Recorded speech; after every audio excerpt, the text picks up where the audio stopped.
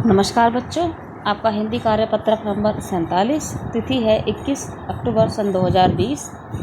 ये आपकी हिंदी पाठ्य पुस्तक क्षितिज में एक पाठ है, उसके पद्य खंड के अंतर्गत एक पाठ है राम लक्ष्मण परशुराम संवाद। इसको हमने पिछले कार्यपत्रों के माध्यम से हल किया है, तो आज इस पाठ की पुनरावृत्ति इस कार्यपत्रक में की गई है। तो चलिए देखते हैं इस कार्यपत्रक को। बच्चों, पिछले कार्यपत्रक में आपने सूरदास के पद पाठ की पुनरावृत्ति की। इसी तरह इस कार्यपत्रक के द्वारा आप राम लक्ष्मण परशुराम संवाद पाठ की पुनरावृत्ति कर सकेंगे। तो चलिए अब पाठ के आधार अभ्यास कार्य के महत्वपूर्ण प्रश्नों के उत्तर लिखिए। तो बच्चों हम चर्चा कर लेते हैं, ठीक है। पहला पाठ है, परशुराम के क्रोध करने पर लक्ष्मण ने धनुष के टूट जाने के लिए कौन कौन से तर्क दिए हैं।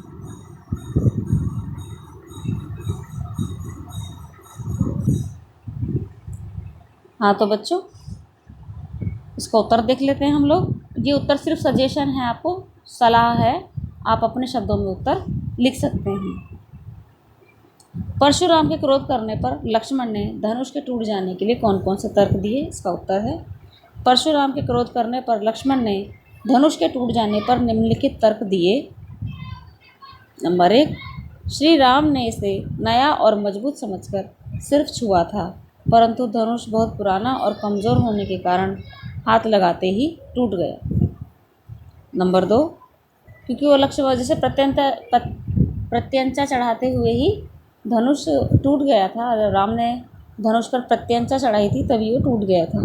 तो लक्ष्मण ने सही बात कही है कि राम को पता नहीं था पुराना धनुष है, टूट जाएगा, तो उन्होंने प्रत्यंचा चढ़ाने की कोशिश की और धनुष टूट गया।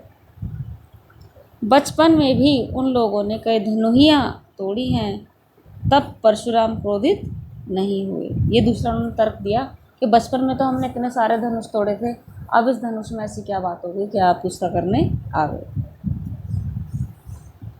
हमें ये धनुष साधारण धनुष लगा। लक्ष्मण ने तीसरा तर्क क्या दिया कि हमें ये धनुष साधारण धनुष लगा। चौथा, इस धनुष के टूटने पर उन्हें कोई लाभ हानि नहीं दिखती। बच्चों इस लाइन को हम थोड़ा बदल लेते हैं।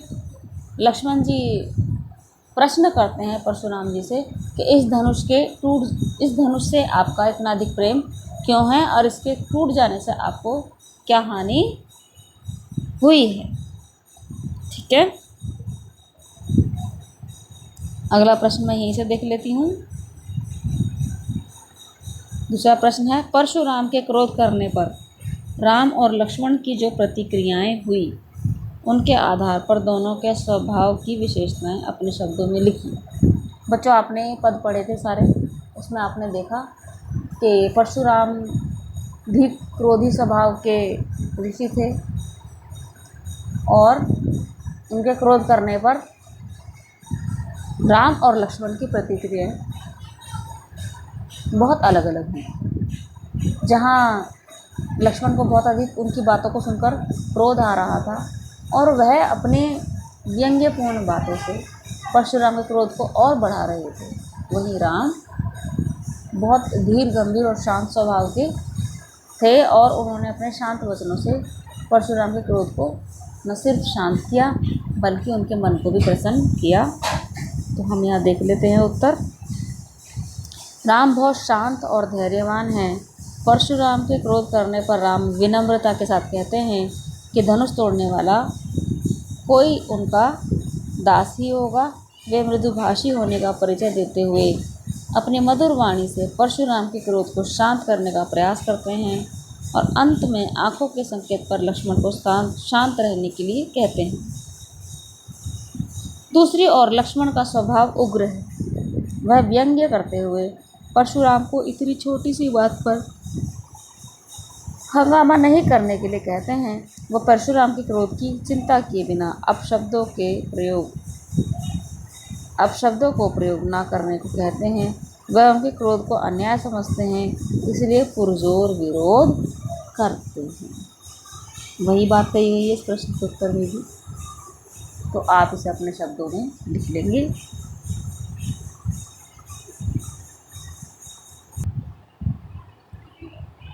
वह तीसरा प्रश्न है बच्चों, लक्ष्मण और परशुराम के संवाद का जो अंश आपको सबसे अच्छा लगा उसे अपने शब्दों में संवाद शैली में लिखना है आपको।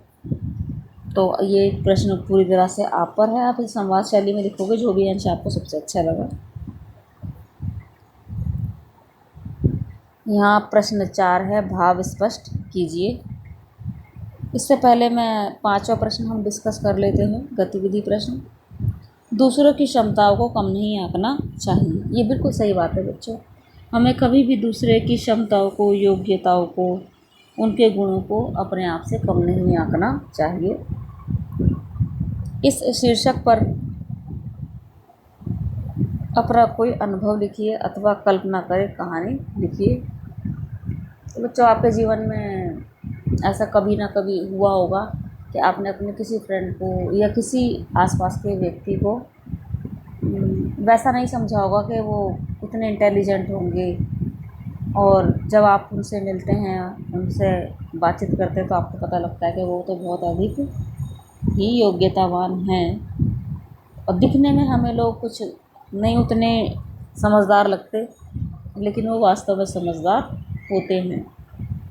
तो आप इस बात को ध्यान में रखते हुए, यदि कोई ऐसी घटना हुई है अपने जीवन में, आपके जीवन में, तो आप उसे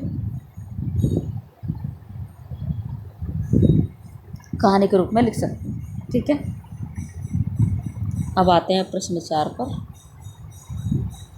बिहसु लखन बोले मृदुबानी। बेटे भाव स्पष्ट करना है, इसमें थोड़ा बड़ा कर देती हूँ। बिहसी लखनु बोले मृदुबानी, अहो मुनिसु महाभट मानी। पुनि पुनि मोहि दिखाव कुठारू, चहत उड़ावन फूकी पहाड़ू। क्या कह रहे हैं? बिहसी लखनु बोले मृदुबानी। लक्ष्मण ने हंसकर बड़े ही मृदु कोमल स्वर में कहा, अहो मुनिसु महाभट मानी। हे मुनि, मैंने आपको महान योद्धा मान लिया है। पुनि पुनि मोहि दिखाव कुठारू, तुम मुझे बार बार यह फरसा अर्थात कुठार दिखा रहे हो, और इसे दिखाकर क्या चाहते हो कि फूंक से पहाड़ को उड़ाना चाहते हो। जिस प्रकार से इसमें ये कहा गया है बच्चों, जिस प्रकार से फूंक से पहाड़ को उड़ाना फूंक से पहाड़ को उड़ाना असंभव है, ठीक उसी प्रकार से लक्ष्मण जी ये कह रहे हैं कि आप मुझे जो कुठार दिखा रहे हैं इसे देखकर मेरा डरना भी असंभव है।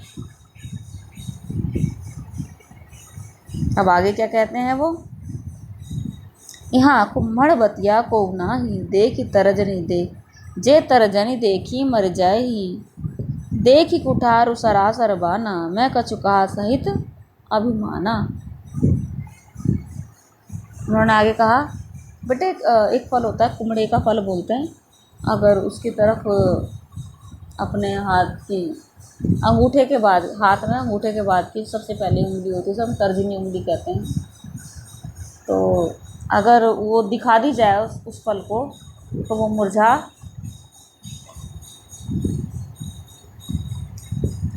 जाता है। ठीक है,